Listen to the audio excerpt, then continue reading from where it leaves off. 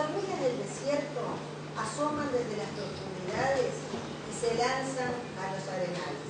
Buscan comida por aquí, por allá, y en sus andanzas se van apartando de su casa más y más. Muchos después regresan desde lejos, cargando a duras penas los alimentos que han encontrado donde nada había. El desierto se burla de los mapas. La arena revuelta por el viento nunca está donde estaba. En esa ardiente inmensidad cualquiera se pierde, pero las hormigas recorren el camino más corto hacia su casa. Marchando en línea recta, sin vacilar, vuelven al exacto punto de salida y excavan hasta encontrar el minúsculo orificio que conduce a su hormiguero. Jamás confunden el rumbo, ni se meten en agujero ajeno. Nadie entiende cómo pueden saber tanto estos cerebritos que pesan 1 miligramo. Eduardo Galeano. El presentar este libro tiene algunas implicancias que deseo destacar. En primer lugar, la importancia de la militancia sindical en la educación.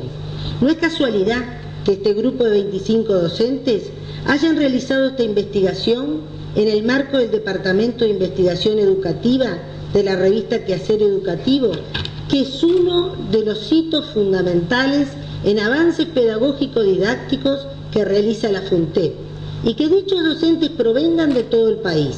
Son profesionales que se comprometen con una ardua tarea que hace que se realicen foros en Montevideo, Fraiventos, Maldonado y Rivera. Quizá no se entienda porque aludo en este momento a la militancia sindical. Es en estas situaciones en que debemos recordar lo que decía Vasconi. Los militantes de la educación no solo tienen que luchar por las condiciones de trabajo, por tener representatividad en los órganos de enseñanza y por el salario. Lo tienen que hacer a diario en las aulas, en las escuelas. Un buen militante es el que lee con otros, indaga y socializa en cada lugar donde trabaja, procurando mejorar el aprendizaje de todos los alumnos. Este es un grupo de profesionales que en forma comprometida leyeron, interpretaron y buscaron respuestas para mejorar la enseñanza de las ciencias en la escuela. La profesionalidad de estos docentes es un excelente ejemplo de un buen militante. Donde existe un área de vacancia a investigar, allí comienzan a funcionar los grupos de educadores. Se sabe que la investigación es uno de los deberes en el magisterio y más aún la publicación de lo investigado. En segundo lugar, el peso que tiene en mi caso en una presentación la biografía personal como alumna niña y alumna maestra en ciencias naturales. Tengo que reconocer mi agradecimiento a algunas personas. En mi infancia, a mis 8 años, la escuela con un modelo transmisivo me enseñaba los estados de la materia, la respiración de los seres vivos, y en mi casa me acercaban a la lectura de los cazadores de microbios, la vida de las abejas, la vida de Madame Curie. La escuela me enseñaba de una manera, mi familia me incentivaba la curiosidad, la creatividad, a partir de lecturas que respondían a mis preguntazos, aludiendo al doctor Blanco que menciona María. Continué mis aprendizajes en una orientación científica que también tenía mucho de modelo transmisivo y poco de modelo por indagación. En 1993, siendo maestra de la escuela de Irma Menéndez, una vez por semana teníamos a Silvia Iturralde reflexionando sobre nuestras prácticas y las de los estudiantes magisteriales. Aprendí mucho. Aprendí con alguien que sabe ciencias, que luego de ser maestra se especializó en el área de conocimiento. Aprendí que los buenos profesionales comparten y socializan con los demás el conocimiento didáctico a la hora de enseñar ciencias en las escuelas, de la humildad del saber ciencias y saber sobre las ciencias. ¿Qué son? ¿Cómo se elaboran? ¿Cómo cambian en el tiempo? En el 2000, en un arranque de autocrítica profunda, me inscribí en el curso de Ciencias Naturales con María Di Barbure y su equipo, una profesional que es química farmacéutica y un día decidió embarrarse en las escuelas y estudió todo acerca del desarrollo cognitivo para transformarse en una maestra más. Digo esto porque el fin de María es que los alumnos disfruten y puedan construir ciencias.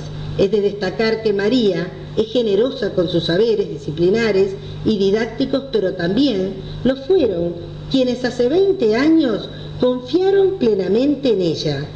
Me refiero a Marina Orozco y a Teresita Francia. Una muestra más que se debe trabajar interredes, con la universidad y con enseñanza media. En aquellos 2 años de curso supe lo que era disfrutar, en la escuela que dirigía con los trabajos de campo que realizamos. Por eso lo de las hormigas, María. Logré ver alumnos participando con entusiasmo de la construcción de conceptos y no del mero descubrimiento. Percibí la curiosidad, el deseo y la pregunta constante en la escuela. Comencé a deconstruir conocimientos viejos y a enseñar desde el corazón y el laberinto, como proclamaba Juana Moscomeño.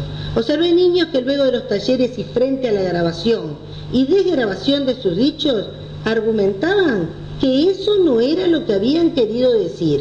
Aprendí a escuchar y hablar con los niños de igual a igual, a escucharlos y debatir mediante la explicación y la argumentación.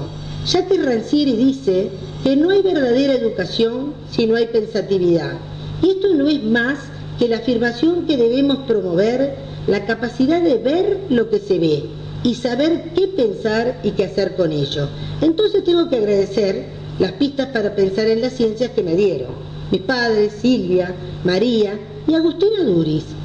Bravo, porque la lectura de sus trabajos me ayudan a seguir pensando. En tercer lugar, una síntesis del libro en sí mismo.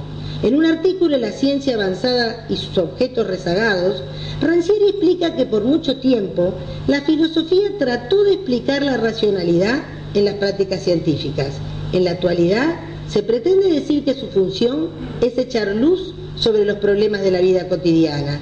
Esta dicotomía es dolorosa, porque la ciencia pudo colocarse a sí misma en el régimen de lo cotidiano para permitirnos construir desde allí.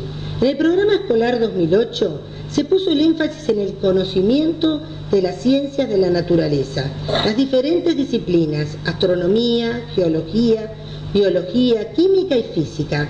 Se partió en cada una de ellas de una red de conceptos que serán construidos desde los 3 años a 6º año y de una fundamentación disciplinaria y didáctica general donde la naturaleza es el objeto de estudio y el abordaje sistémico desde esas disciplinas.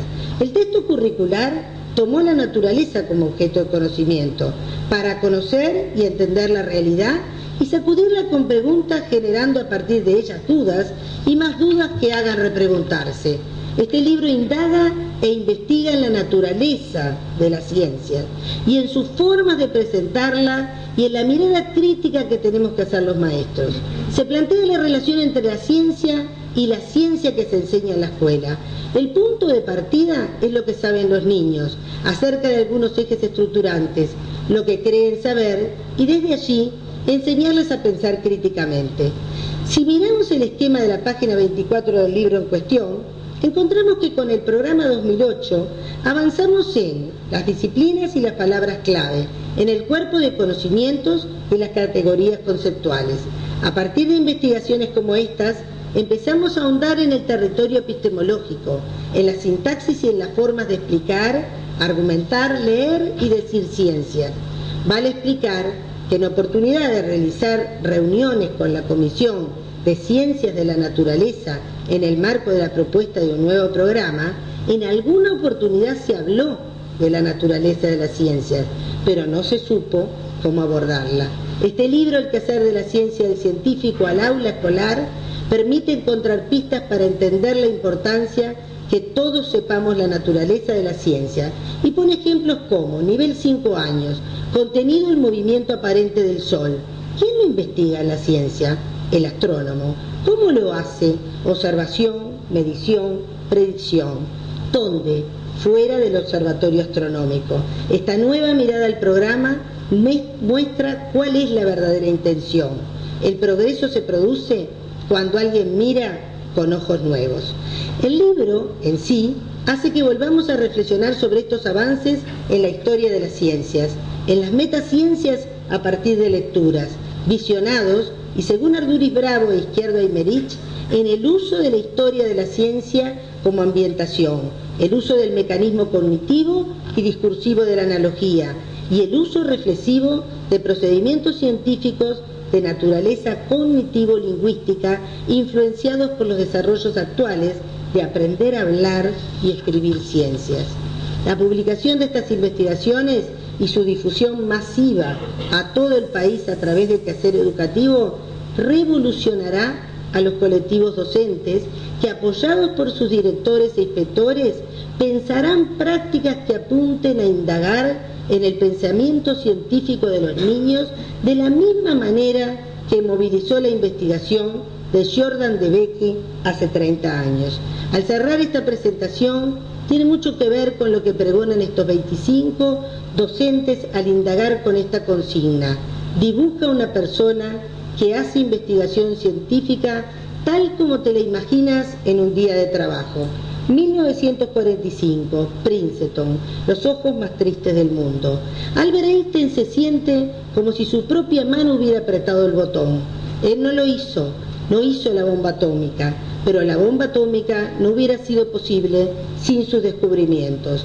Ahora Einstein quisiera haber sido otro, haberse dedicado al inofensivo oficio de reparar cañerías o levantar paredes, en vez de andar averiguando sentidos de la vida que otros usan para aniquilarla.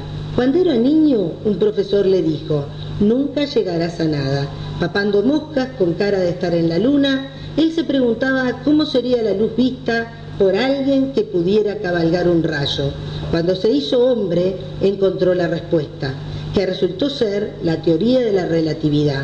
Recibió un premio Nobel y mereció varios más por las respuestas que desde entonces ha encontrado para otras preguntas, nacidas del misterioso vínculo entre las sonatas de Mozart y el teorema de Pitágoras, o nacidas de los desafiantes arabescos que dibuja en el aire el humo de su larguísima pipa. Einstein creía que la ciencia era una manera de revelar la belleza del universo. El más célebre de los sabios tiene los ojos más tristes de la historia de la humanidad. Eduardo Galeano, gracias por haberme invitado.